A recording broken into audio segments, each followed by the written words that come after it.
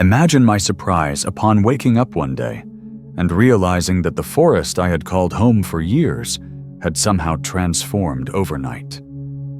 The air was different, charged with an energy that prickled at my skin as I stepped out of my small, rustic cabin.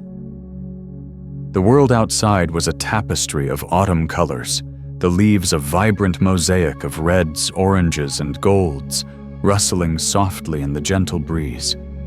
But beneath the familiar beauty, there was an unsettling stillness, a silence that seemed to press in on me from all sides. I had always found solace in the Aokigahara forest, its dense trees and winding paths a refuge from the chaos of the world.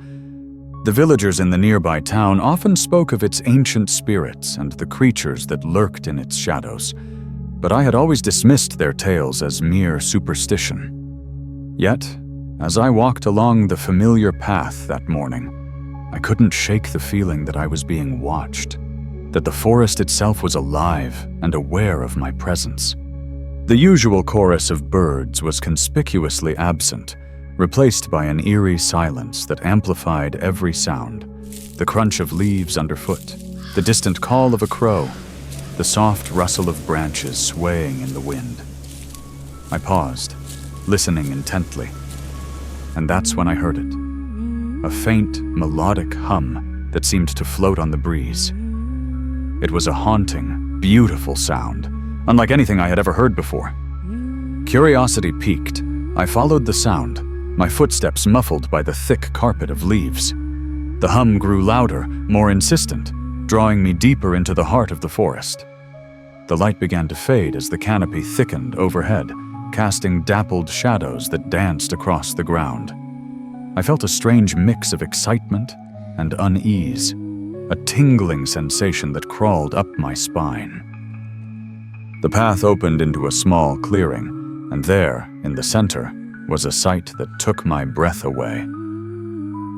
A woman, draped in a flowing kimono of the deepest black, sat on a fallen log, her long, dark hair cascading down her back like a waterfall.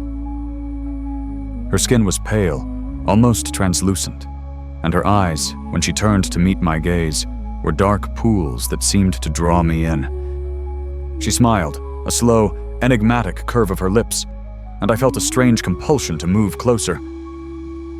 The air around her shimmered with an otherworldly aura, and I realized with a start that the haunting melody was coming from her. It was a siren's song, beautiful and terrifying, and I found myself powerless to resist its call. As I took a step forward, a voice in the back of my mind screamed in warning. But it was too late. I was already in her thrall, caught in the web of Jorogumo the Seducer.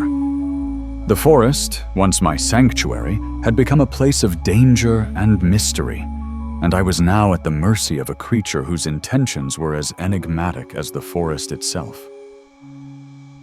The question was, would I survive this encounter, or would I become another cautionary tale whispered among the villagers? As I stood there, rooted to the spot, a battle raged within me, part of me desperate to flee, while another, stronger part was inexplicably drawn to the woman before me. Her eyes, dark and depthless, seemed to hold the secrets of the universe, and I felt myself being pulled into their abyss.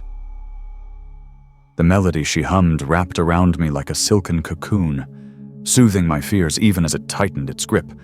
She rose gracefully, her movements fluid and unnatural, like a spider gliding effortlessly across its web.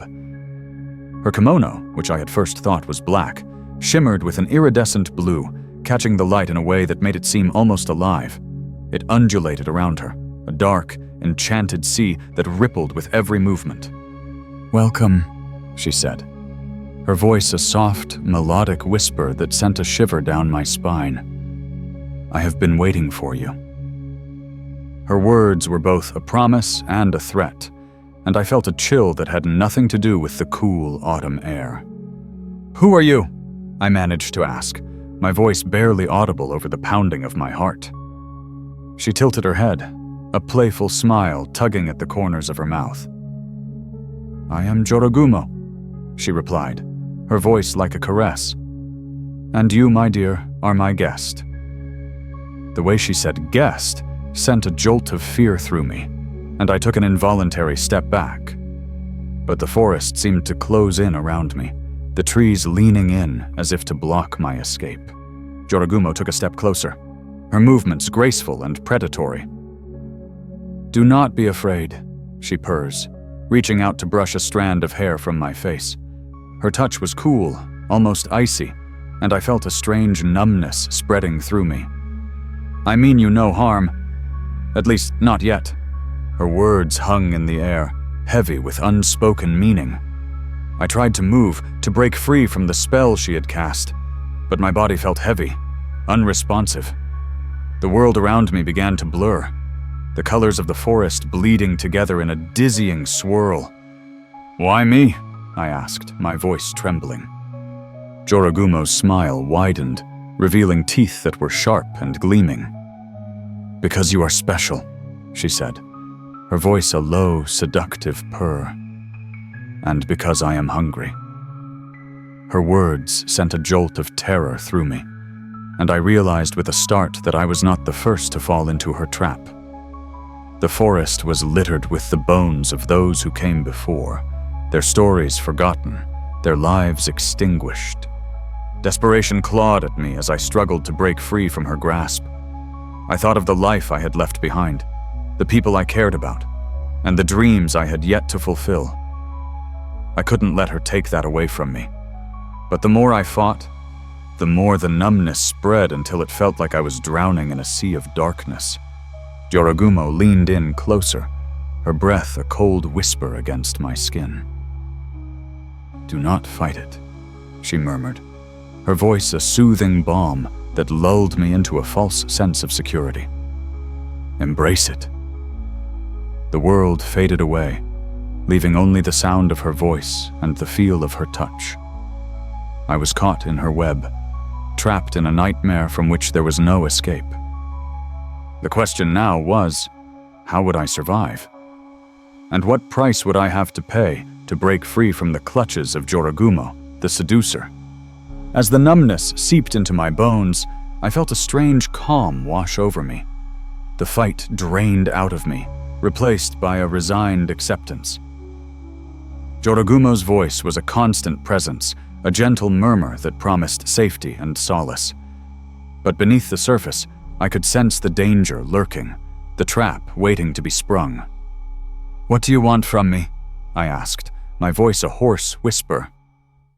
Jorogumo's eyes gleamed with a predatory light, and she leaned in closer, her lips brushing against my ear.